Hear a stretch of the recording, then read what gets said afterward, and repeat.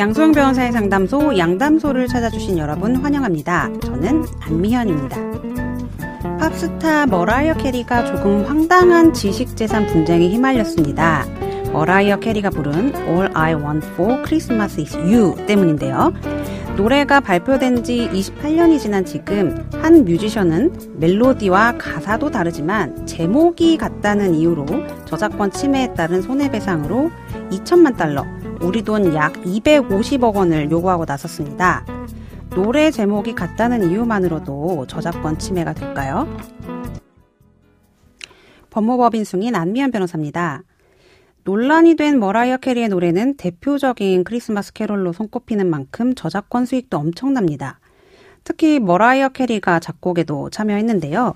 매년 6억 원이 넘는 저작권 수익을 올리고 이 노래 한 곡으로 현재까지 벌어들인 누적 수입이 약 700억 원에 달한다고 전해집니다. 뒤늦게 분쟁을 제기한 뮤지션은 자신이 심각한 저작권 침해를 당했다고 주장하고 있습니다. 반면 미국 언론들은 이제서야 저작권 분쟁을 제기한 이유에 대해 의문을 품고 있는데요. 노래 제목에 대한 저작권 침해를 과연 인정받을 수 있을지, 또 손해배상이 대상이 될 수 있을지 지켜봐야 될 것 같습니다. 뮤지션이 청구한 손해배상액은 저작권 침해와 부당한 이익을 근거로 책정이 됐다고 하는데요. 특히 머라이어 캐리 측이 고의로 같은 노래 제목을 썼다는 주장을 근거로 해서 징벌적 손해배상까지 더했다고 합니다. 미국 법원이 노래 제목을 저작권으로 인정할지, 나아가 징벌적 손해배상까지 받아들일지는 아직 미지수인데요. 미국에서 노래 제목에 대한 저작권 인정이 된다면 우리나라에서도 같은 소송이 생길까 의문이 듭니다. 아직까지 제목을 저작물로 인정된 판례는 없습니다. 우리 법원은 제목 같은 경우에는 인간의 감정이나 사상을 충분히 표현된 것이라고 보기 어려워서 저작물로 인정하기는 어렵다라고 판시를 했거든요. 그런데 만약 이런 지적했던 요건들이 갖추었다라고 할 경우에는 다른 판결이 나올 수도 있어서 그런 의미에서 이번 미국 판결의 결과가 참 기다려집니다. 제목이 저작권으로 인정받지 못한다 하더라도 무조건 보호가 안 되는 건 아니거든요. 상표로 등록된 경우에는 상표법상 보호를 받을 수 있기 때문에 제목이 저작권으로 인정되지 않는다. 아직 그런 예가 없다고 생각하고 함부로 사용하시면 안 되겠습니다.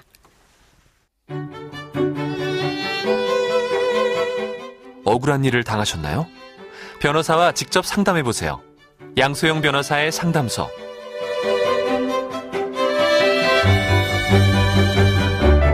화나고 답답하고 억울한 당신의 법률 고민 함께 풀어볼게요.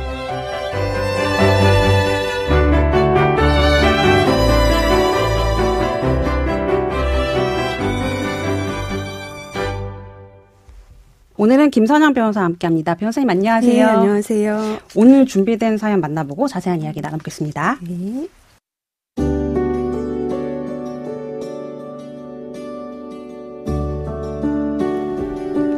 대학에 갓 입학한 딸아이가 선배와 사귀던 중 임신을 해서 급히 결혼을 했습니다.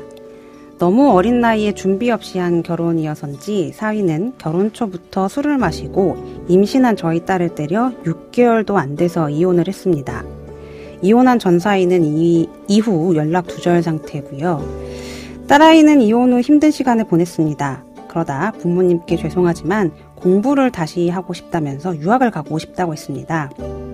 저희 부부는 딸의 행복을 위해 손녀는 우리가 키우기로 하고 6년 전 딸아이를 유학 보냈습니다. 손녀가 돌도 채 안 되어 벌어진 일이고 엄마가 자기를 버리고 유학을 갔다는 상처를 손녀에게 주고 싶지 않아 저희는 늦둥이를 얻은 셈 치고 손녀를 마치 자식처럼 키웠습니다. 손녀도 저희 부부를 할머니, 할아버지가 아닌 엄마, 아빠로 알고 있는데요. 저희 딸은 졸업 후 외국에서 자리를 잡아서 한국에 들어올 생각이 아예 없습니다.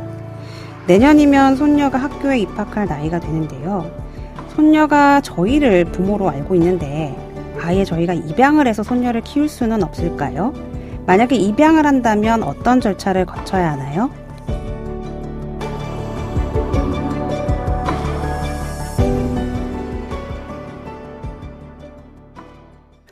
지금 사연을 보면은 할머니, 할아버지가 손녀를 계속 자식처럼 키우셔가지고 손녀를 본인의 자녀로 입양을 해서 키우고 싶다고 하십니다. 근데 일단은 구체적인 논의에 앞서서 우리 지금 민법이 정하고 있는 입양 제도가 두 가지가 있잖아요. 네, 그렇습니다. 예, 그 두 가지가 무엇인지를 변호사님께서 먼저 설명을 해주시면 좋을 것 같아요. 그 입양의 경우에 일반 입양하고 친양자 입양이 있는데요.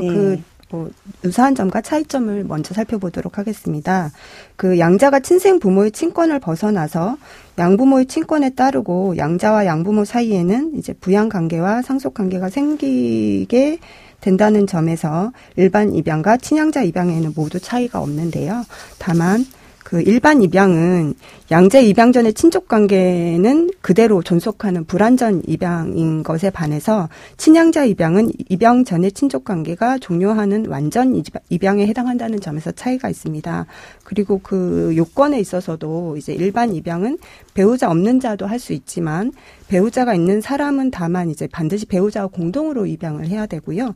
그리고 반면 친양자 입양의 경우에는 이제 배우자 없는 독신자는 입양을 할 수 없고 친양자 입양을 위해서는 원칙적으로는 3년 이상 혼인 중인 부부가 공동으로 입양을 해야 되는 게 원칙입니다. 그리고 이제 일반 입양은 성년자 입양도 허용이 되는데 친양자 입양의 경우는 친양자가 될 사람이 미성년자일 것을 요건으로 하고 있습니다. 그리고 이제 친양자의 경우도 이제 친생 부모가 그 친양자 입양에 동의할 것을 요구를 하고 있고요. 그리고 이제 그 자녀의 의사와 관련해서는 그 미성년자 일반 입양과 이제 친양자 입양 모두 양자가 될 사람이 13세 이상인 미성년자인 경우에는 이제 법정 대리인 또는 친생 부모의 동의를 받아서 할 수가 있고, 다만 이제 양자가 될 사람이 13세 미만인 경우에는 법정 대리인 또는 친생 부모가 그를 대신해서 입양을 승낙할 것을 요건으로 하고 있습니다. 그러니까 일반 입양의 경우에는 입양 전의 친족 관계도 이제 계속 이어지기 때문에 조금은 이제 친양자 입양보다는 완화된 조건으로 이제 정해져 있는 건데요. 지금 사연으로 돌아가 보면 지금 아이의 친아빠하고는 아예 연락이 두절된 상태로 보여요. 이런 경우에도 과연 입양 진행이 가능할까요? 예, 원칙적으로는 이제 법정 대리인하고 친생 부모의 동의가 필요하긴 하지만 법정 대리인 및 친생 부모의 소재를 알 수 없는 등의 사유로 동의 또는 승낙을 받을 수 없거나 동의를 하지 않더라도 그 동의를 하지 않는 것에 정당한 이유 없이 승낙을 거부하는 경우에는 동의 없이도 입양을 할 수 있습니다. 특히 이제 부모가 3년 이상 자녀에 대해서 부양 의무를 이행하지 않거나, 그리고 부모가 자녀를 학대 또는 유기하거나 그 밖에 이제 자녀의 복리를 현저히 해친 경우에는 그 동의를 거부하더라도 입양을 할 수 있고요. 이제 다만 이제 그 미성년자 입양 및 친권자 입양의 경우에 모두 이제 가정법원의 허가가 필요하고, 법원은 입양이 미성년자의 복리에 반한다고 판단을 하면 입양을 허가하지 않을 수도 있습니다. 그래서 사연에서 이제 돌아가 보면 사연의 경우에 그 사연자의 따님이 그 이혼하면서 친권자로 지정된 경우라면 이제 일반 입양의 경우에는 그 법정 대리인인 사연자의 딸만 동의를 하시면 되고, 친권자 입양이라고 하더라도 친생 부모 중 1인인 사위의 동의를 받을 수 없는 경우에 이제 연락이 두절되어서 동의를 받을 수 없는 경우에 해당하는 것으로 봐서 사위의 동의 없이도 입양을 할 수 있는 것으로 보입니다. 그러면 정리를 해보면 이 사건에서는 일반 입양도 되고 친양자 입양의 경우도 가능하다. 그리고 지금 친아빠가 연락이 두절된 상태라 하더라도 일반 입양과 이제 그 친양자 입양 모두 법원의 허가를 받아서 진행이 가능할 것 같다라는 말씀이신데요.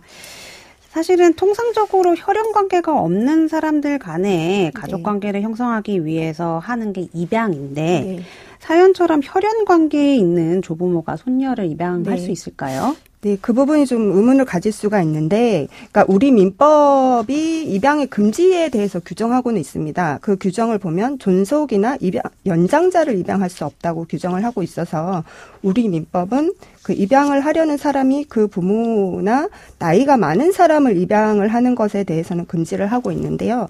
다만 손자녀의 입양을 금지하고 있지는 않습니다. 그럼 명백한 금지 규정은 없는 상태고. 그렇습니다. 그래서 이제 법원이 좀 입장을 변화해 왔는데, 우리 법원은 유사한 사안에서 하급심에서는 조부모가 미성년 손자녀를 입양하는 것은 법정 친자 관계 기본적인 의미에 자연스럽게 부합하지 않는 데다가 조부모가 입양 사실을 감추고 친생 부모인 것처럼 양육하기 위해서 하는 비밀 입양은 이제 향후 자녀의 정체성 혼란을 야기할 우려가 크다는 이유로 입양을 할 수 없다고 판단을 했었는데요. 최근 2021년 전원 합의체 판결로 그러니까 민법은 입양의 요건으로 동의와 허가 등에 관해서 규정하고 있을 뿐이고 존속을 제외하고는 혈족의 입양을 금지하고 있지 않고 그리고 조부모가 손자녀를 입양해서 그 부모 자녀 관계를 맺는 것이 입양의 의미와 본질에 부합하지 않거나 불가능하다고 볼 이유가 없다고 하면서 그 조부모가 자녀 입양 허가를 청구하는 경우에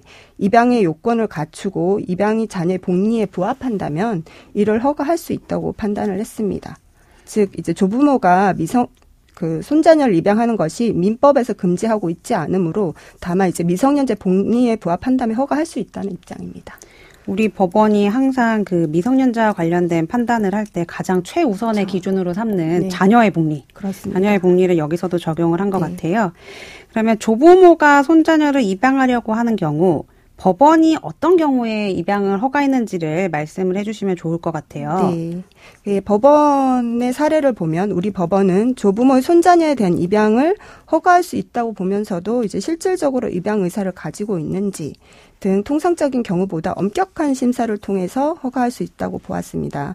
즉 법원은 조부모가 단순한 양육을 넘어서 양친자로서 신분적 생활관계를 형성하려는 실질적인 의사를 가지고 있는지 입양의 주된 목적이 부모로서 자녀를 안정적, 영속적으로 양육 보호하기 위한 것인지 아니면 이제 친생 부모의 재혼이나 국적 취득, 그 밖에 다른 혜택 등을 목적으로 하는 것은 아닌지 살펴보아야 한다고 하면서 그 입양이 자녀의 복리를 우선적인 목적으로 하는 경우에는 입양을 허가할 수 있다고 하였습니다. 그래서 그 사연의 경우를 돌아가서 보면 그 사연의 경우에 사연자와 남편이 일흔 딸의 행복을 위해서 손녀를 키우기 시작한 것으로 볼 수는 있지만 다만 이제 그 구체적인 사례를 조금 더 보면 손녀가 오랜 기간 사연자와 남편을 부모로 알고 성장을 하였고 한편으로는 한국으로 돌아오지 않을 딸을 대신해서 손녀를 안정적으로 돌보는 것 또한 입양의 주된 목적이라고 볼 수 있으므로 미성년자의 자녀의 복리를 위한 것으로 보아 입양이 허가될 수 있는 사안으로 보여집니다.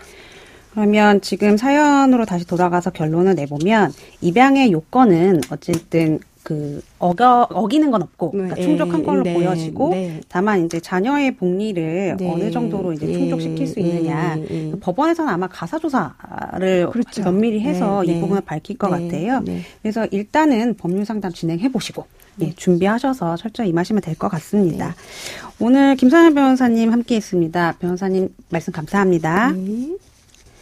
양소영 변호사의 상담소 양담소는 내일도 문을 엽니다. 끝곡 토토의 로잔나 들려드릴게요. 안미연이었습니다.